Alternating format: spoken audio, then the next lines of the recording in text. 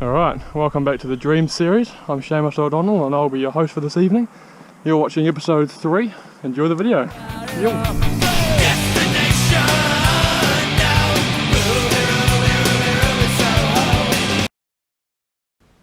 So I've been doing a lot of road riding as training recently, and I've just been using the second-hand gravel bike I bought. But I thought it was about time I got myself a proper road bike. So today is new bike day, and we're about to head into my ride and build up my new road bike.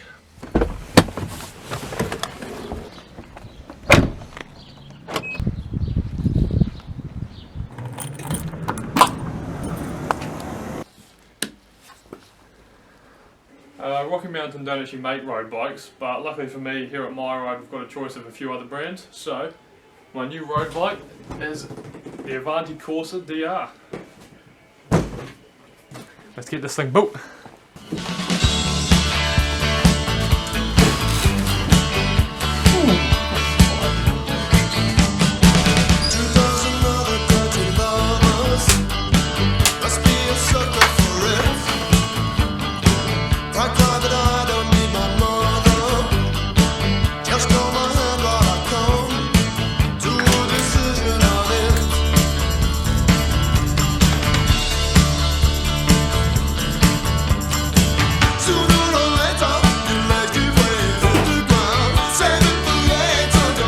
Always remove your door first.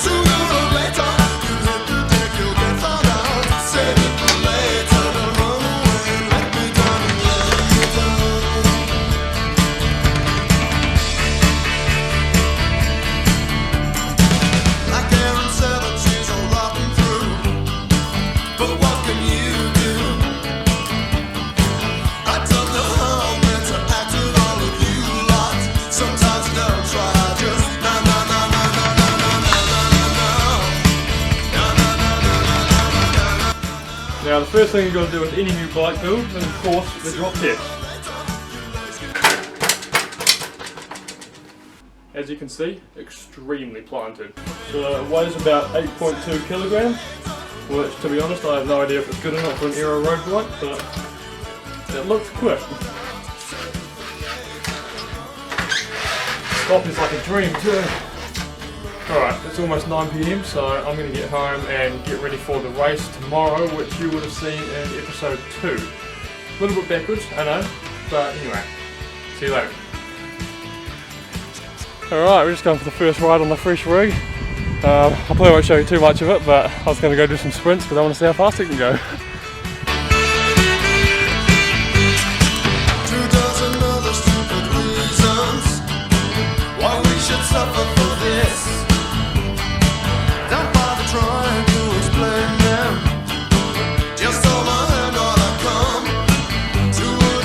Also a big thanks to David Shepherd Cycles for helping get this sorted. That's sick.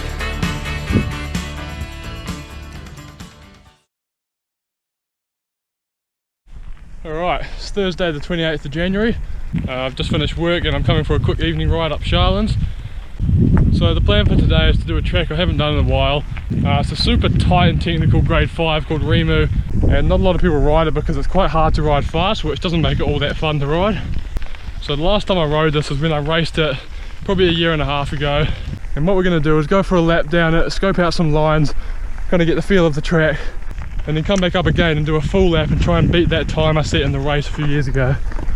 I am just going to be going off Strava, so it might not be 100% reliable, but it's the best we've got. Alright, let's go for the first lap.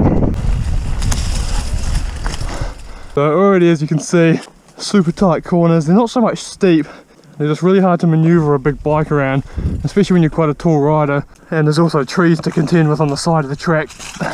This corner is a really good example of what we're here for. I believe this actually used to be a walking track, which is why you can see steps going around the outside. Now there's the obvious rut here, but that puts you extremely close to the tree. A very good chance of hitting your bars, but going around the steps is obviously quite slow. So really you want to come directly down in the middle here, and then not go off the track there like a few other people have done. Alright, that's kind of clean. Now this one we're going to want to set up quite wide for, because it's quite sharp at the bottom, and as you'll notice there's pretty much no berms on any of these corners. My bike's basically the whole length of the corner, so you do have to get really good at setting up high maybe doing some endos and just kind of pointing the bike back in the right direction you want to go. So the track goes left here. The actual track is there, but that's almost impossible to go through with any speed. And you might think this is a cut line, but they don't actually tape it off in races. It's generally where people actually go. So basically what I'll do is come down here, probably stick my foot out here and just drift across here. It's still not going to be ridiculously quick, but it's going to be a lot faster than going around that tree. You could probably do it without taking your foot off, but I ride flat pedals, so I might as well. You've got to be a bit careful of the speed you get up along some of these straights, because they can go into corners very quickly without you realising. Also, you can tell not a lot of people ride this because there's crap all over the track. Oh, perfect example. Oh, fuck. I almost tucked my front wheel in there and went down the bank. Oh, exactly what I was talking about. Okay, so I think I need to set up a wee bit higher on that one that I did just then, so I'm not having to turn quite as sharp a corner. So go up here. Very awkward. This is why I'm practicing this stuff, because definitely need to get better at it. Stuff on the track again. Oh, I don't want any of this stuff catching me out when I'm trying to go fast down it. By the way, I'm by no means an expert at line analysis. In fact, I'm pretty terrible at it. I'm really just trying to find a way down the mountain that's least likely to make me crash and also going to be semi-fast. There's tracks like these though that are really good to practice for this exact reason, because no one does them, so when it comes to racing them, if you even know the track slightly, you're going to have a massive advantage. So we'll crack on. More track maintenance. I would say it's good trail karma, but I'm pretty well only clearing it for my own gain, so probably can't use that one. I'm a little bit nervous about all the leaves on the ground because they're quite slippery. Right, so again, just really tight corners, not ridiculously steep, but if you can find a smooth line around them and not brake too much, it's going to be really helpful. I'm really trying to work on my brake control and stop skidding as much, so this is really good. Another really narrow section which you got to be super careful you don't put a front wheel off the track on. Trying to keep it smooth down here. I'm pretty sure there's quite a tight corner coming up soon. Yep, certainly was. So I go really wide around that rock. Maybe do it a bit better when I go down again, but oh my god, this track's so narrow. Now that inside line looks like it's going to be good, but it's actually really hard to turn into, which is why we're not going to take it. Now the last corner of this track is probably the trickiest. It's just here, so we'll have a quick look at it first. So it's almost a 180-degree corner. There's a lot of rocks on it, and it's also quite hard to do an endo because there's not much room without your back wheel hitting the bank. So at least with my skill level, it's basically just about trying to get around it without falling off down the bank. Alright, let's just try to get this semi-clean. Okay, that was really slow, but it was actually quite clean for once. I managed to get a half decent endo. And that is Remo. So, although I felt like I spent more time clearing the track than getting to know it, we will go back up and give it another go, see if we can beat my time. Now just quickly, there's a pretty good chance I won't actually beat this time, but I don't want these videos to just be of the times when I get things right or when I do really well at something, because that's not really what following your dream's about. There's going to be a lot of lows along this journey, probably many more than there will be highs, and you just got to realise that it is part of the process, and if you're persistent you will get better. So with that in mind, let's go do a second lap of the fucking tightest track in Nelson. Right, let's do this thing before it gets too dark. So there's a little bit of track before we drop into Remove to warm up on, and then we're into it. Let's do this.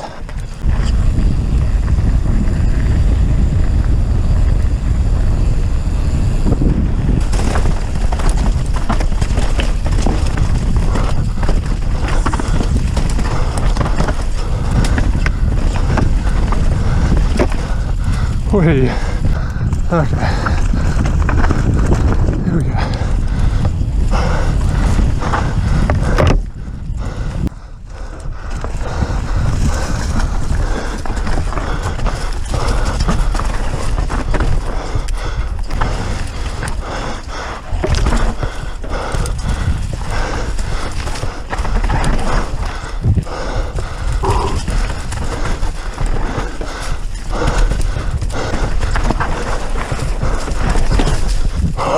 Alright, I know there's a tight corner coming up soon, so I'll keep our eyes out. There it is. Not super smooth, but we got around it.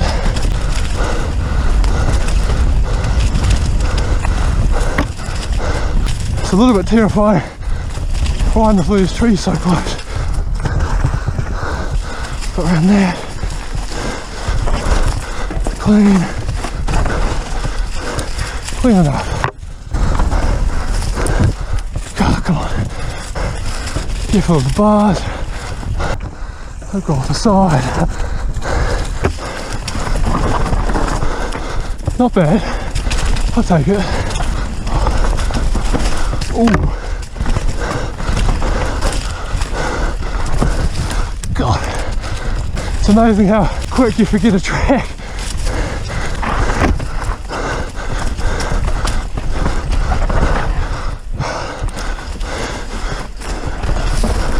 Oh, that was a fuck up, but right now I just got to get this last one clean.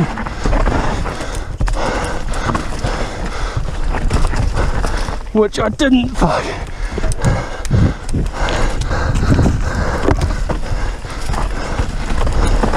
Oh, big skids. Well, it shows how tiring going hard can be. That was not a very peathy track. Now I'm rinsed. Oh my god. Alright, so all things considered, I was actually pretty happy with that run. There was obviously that one kind of cock up at the end on the very last corner, and it was a bit of a stupid mistake because it only happened because I took a different line than I did the last run. I went a little bit tighter on the inside just because in my kind of race zone mind, it felt like it'd be faster.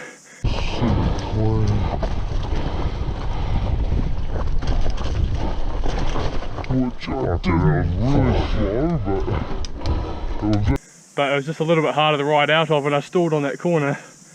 But everything else, even though it wasn't exactly tidy, I was reasonably happy with. It's been so long since I've ridden that track, I really don't know whether that was fast or not, but one thing I did notice though was that the corners seemed to come up a lot faster and be a lot tighter than I remember them in the first run, because of course I wasn't going anywhere near as fast the first time because I was looking at things. So that's something to keep in mind if you're ever scoping out tracks before a race. You got to remember you'll be doing them a lot faster than you think you will. Anyway, let's get back to the van and check out my time.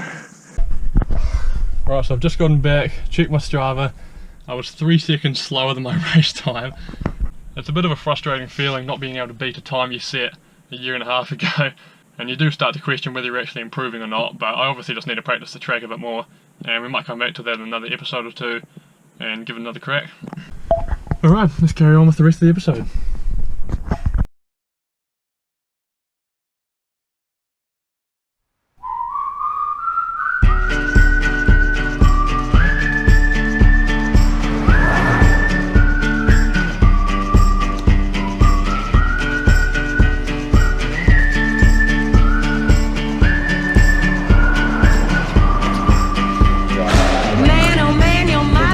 You did what now? No idea.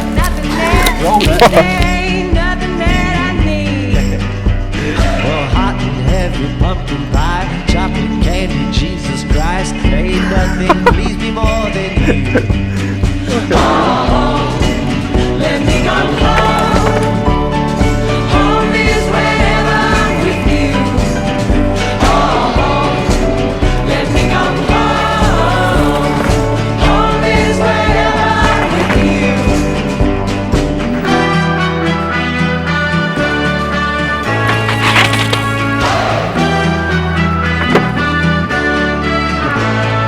And in the streets you run free like it's only you and me.